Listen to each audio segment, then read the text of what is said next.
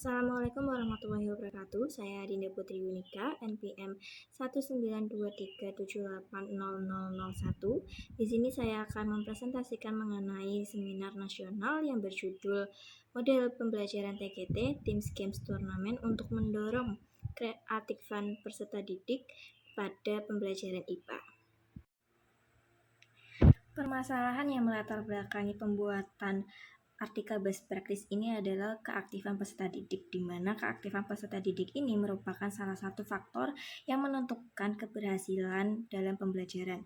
Nah, SMP Negeri 4 Tegal ini belum semuanya siswa dapat ikut berperan aktif dalam pembelajaran. Oleh karena itu, saya membuat atau mengajar dengan model pembelajaran kooperatif TGT atau Teams Games Turnamen untuk mendorong keaktifan peserta didik dalam pembelajaran, khususnya pembelajaran IPA.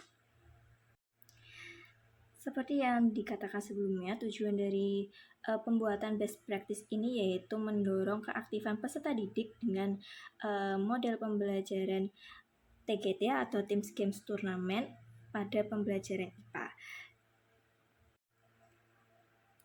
Metode yang digunakan pada artikel best practice ini adalah metode dengan jenis penelitian kualitatif deskriptif dengan teknik pengumpulan data yaitu observasi. Nah, metode deskriptif kualitatif ini yaitu untuk mendeskripsikan, meneliti, dan menjelaskan sesuatu yang dipelajari apa adanya dan menarik kesimpulan dari peristiwa yang diobservasi ke dalam bentuk numerik tanpa maksud untuk menguji hipotesis tertentu. Nah, data yang diperoleh adalah data keaktifan peserta didik khususnya pada kelas 7F SMP Negeri 4 Tegal, yang dimana sumber data yang diperoleh yaitu dari kegiatan pembelajaran dengan menggunakan model pembelajaran TGT atau Teams Games Turnamen pada materi persebaran fauna di Indonesia. Untuk teknik pengumpulan datanya yang dilakukan yaitu dengan observasi keaktifan peserta didik dengan instrumen data berupa lembar observasi keaktifan peserta didik. Untuk waktu dan tempat pelaksanaan yaitu pada pelaksanaan dilakukan di SMP Negeri 4 Tegal di kelas 7F dengan lama pelaksanaan yaitu 1 kali pertemuan dengan alokasi waktu 2 kali 40 jam pelajaran. Dari hasil yang diperoleh sesuai pada gambar 1.1 yaitu menunjukkan bahwa 20 peserta didik dari 31 peserta didik dalam kelas berperan aktif dalam menjawab pertanyaan yang diajukan oleh guru, 15 peserta didik dalam bertanya kepada guru, 28 peserta didik yang aktif dalam diskusi dengan kelompok, dan 30 peserta didik yang aktif dalam mengisi jawaban dari soal yang terdapat pada games TGT. Hal tersebut menunjukkan bahwa keaktifan peserta didik dapat didorong dengan menggunakan model pembelajaran TGT atau Teams Games Turnamen.